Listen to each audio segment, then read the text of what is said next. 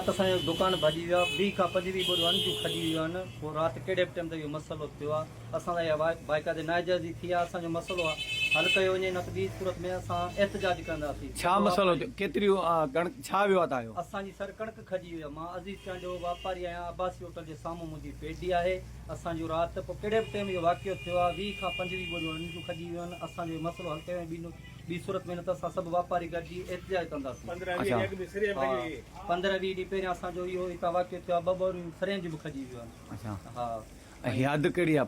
हीअ हद मोरो पुलिस जी आहे। असां दर्स थाणे ते वियासीं, उन्हनि चयो त कमरदीन चांडियो वञो। पोइ वरी असां उतां थी वरी असां शहर वारे थाणे ते विया आहियूं। पोइ उतां असांखे बस सिपाही गॾाए ॾिना अथनि। उहे आया आहिनि, उन्हनि बि इन्वेस्टिगेशन कई आहे। असां SSP रोल खोसो ऐं अदी मैडम खे अर्ज़ु था कयूं, SHO मोरे खे अर्ज़ु था कयूं त असांजो जल्द में जल्द मसइलो हल कयो वञे। ॿिया बि दुकान भॻा अथनि? ॿिया बि दुकान भॻा अथनि असांजे पाड़े में। उन्हनि मां कुझु बि न वियो आहे, सिर्फ़ु असांजे दुकान में ई अन्न खॼी वियो आहे।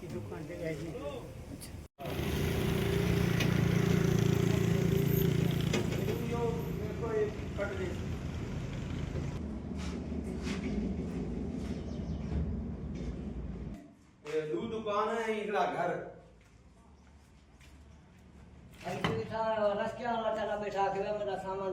पुलिस गए यो व्यापारी अजीज चंडिया तो इनको अकेले तो कमर दिंदी अद इतु अदा असांजो चवण आहे त ही चोरी जेका खाट डेली हर रोज रात जो लगे थी असां वटि। हींअर बि मां वापारी आहियां मोर अली मोटमल हितां मोरे जो।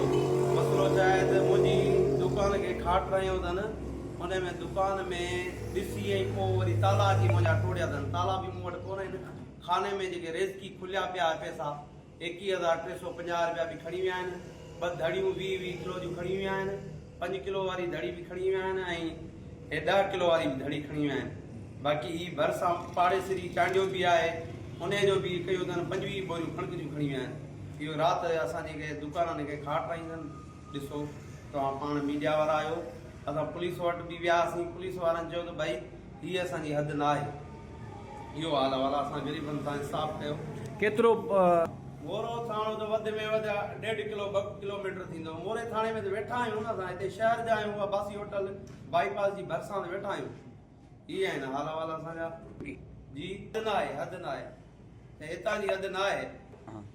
पुलिस जो चवणु आहे त राति जो हिते चक्कर बि ॾींदा आहिनि, लाइट बि घुमाईंदा आहिनि। चवंदा आहिनि बाबा असां वेठा आहियूं, पर को बि ज़िम्मेवार नथो थिए। 3-4 चक्कर ही भरिसां वापारी आहे, मास्तर सॼण ॿियण, उन जा बि 2-3 चक्कर खाट हणी विया आहिनि। अञा असांजो खणिजी वियो आहे। हाणे महिरबानी कयो, असां सां इंसाफ़ कयो। असां ग़रीब माण्हू आहियूं, वापारी आहियूं।